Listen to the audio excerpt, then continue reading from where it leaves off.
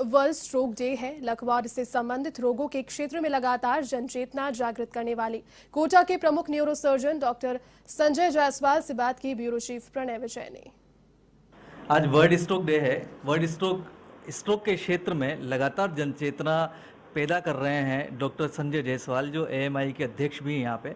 आज हमारे साथ हैं। हम इनसे जानना चाहेंगे कि किस तरीके से स्ट्रोक में कॉम्प्लिकेशन होती है और हाड़ौती संभाग में स्ट्रोक किस तरीके से बढ़ रहा है और इसको किस तरीके से पहचाना जाए। डॉक्टर साहब बताएं, कैसे पहचाना जाए सबसे पहले कि स्ट्रोक किसी को आया है। देखिए, स्ट्रोक को अलग अलग नामों से जाना जाता है।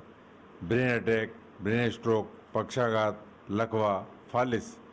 इसके जो मुख्य लक्षणों को हम लोग पहचानते हैं बी फास्ट नाम से। एक formula BEFAST। B for balance, अचानक से बैलेंस बिगड़ जाना।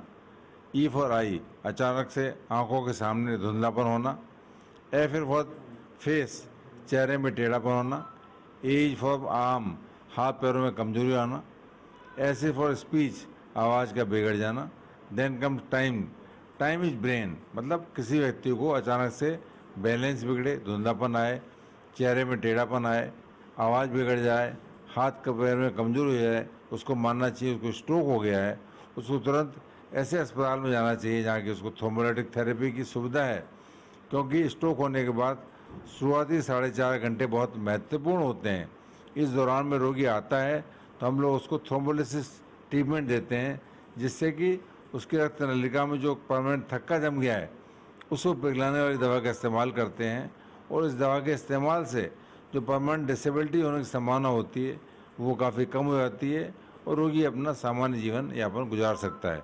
ये महत्वपूर्ण चीज़ है कि स्ट्रोक होने के बाद हर मिनट ट्रीटमेंट न लेने की स्थिति में 19 लाख न्यूरॉन और कई millions and billions of the nerve fibres हमेशा के लिए नष्ट हो जाते हैं।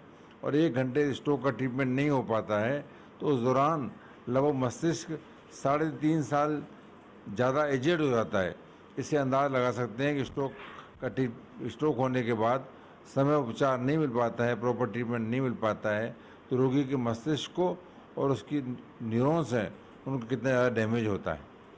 अच्छा, जो अभी सर्दियों का मौसम आने वाला है तो इसको लेकर भी कोई चेतना है कि भाई किस तरीके से सर्दियों में ज़्यादा पक्षाघात के रोगी सामने आते हैं या कौन से मौसम में आते हैं, या सर्दियों में आते हैं तो उसके बारे में क्या सावचेतना बरते हुए? देखिए, स्ट्रोक जो होता है उसके 2 पीक होते हैं। सर्दियों में स्ट्रोक के केसेस बढ़ जाते हैं और जुलाई के महीने में स्ट्रोक केस बढ़ते हैं।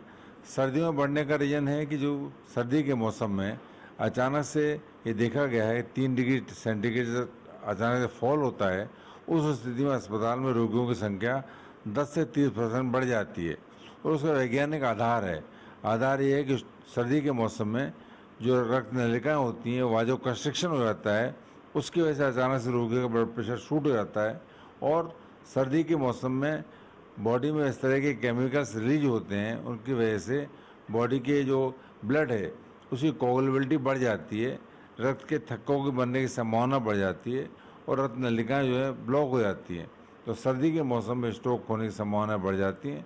तो हम लोग ये कहते हैं ऐसे स्थिति में कि सर्दी के मौसम में ज़्यादा बाहर नहीं निकलें और ऊनी कपड़ों का इस्तेमाल करें। घर के अंदर भी टेम्परेचर को मेंटेन करने की कोशिश करें। गर्म पदार्थों का सेवन करें, कैप का इस्तेमाल करें और कुछ इन्फेक्शन वगैरह होते हैं सर्दी के मौसम में, वायरल इन्फेक्शन, उनको भी नियंत्रित करें। ऐसा करने से रोगी को जो स्ट्रोक होने की संभावना है काफ़ी कम हो जाएंगी। अच्छा, एक जो सबसे मुख्य सलाह आप हमारे दर्शकों को और ऐसे रोगियों को क्या देना चाहेंगे कि जिनको पक्षाघात होता है उस स्थिति में वो क्या करें? सबसे मुख्य सलाह। सबसे मुख्य बात है टाइम इज ब्रेन। रोगी को स्ट्रोक हो जाए तो उसे तुरंत ऐसे अस्पताल में पहुंचना चाहिए जहाँ की थ्रोम्बोलिटिक थेरेपी की सुविधा है, न्यूरोलॉजी की सुविधा है, CT स्कैन की सुविधा है। क्योंकि शुरुआती 4.5 घंटे में स्ट्रोक होने के बाद हम लोग उसको रक्त नली में जो थक्का जम गया है उसको पिघलाने वाली दवा का इस्तेमाल कर सकते हैं और उस दवा के इस्तेमाल से जो डिसेबिलिटीज होती हैं, अपंगताएँ होती हैं, उनके होने की संभावना बहुत कम हो जाती है। तो स्ट्रोक होने के बाद रोगी को तुरंत ऐसे स्थान पर ले जाना चाहिए जहाँ की इस तरह की सुविधाएं हैं और डॉक्टर से डिस्कस करना चाहिए कि हमें इस तरह की ट्रीटमेंट की आवश्यकता है। ये अवेयरनेस फैलाने की हम लोगों की जिम्मेदारी है।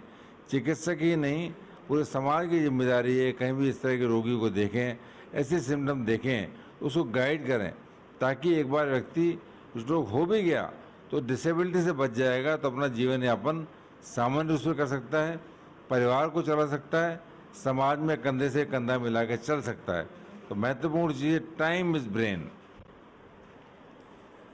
ये थे कोटा के प्रमुख न्यूरोसर्जन डॉक्टर संजय जायसवाल, जिन्होंने हमें बताया कि 4.5 घंटे स्ट्रोक के दौरान सबसे महत्वपूर्ण है। इस 4.5 घंटे में यदि रोगी को अस्पताल में, उपयुक्त अस्पताल में ले जाया जा सकता है तो उसकी जान बचाई जा सकती है।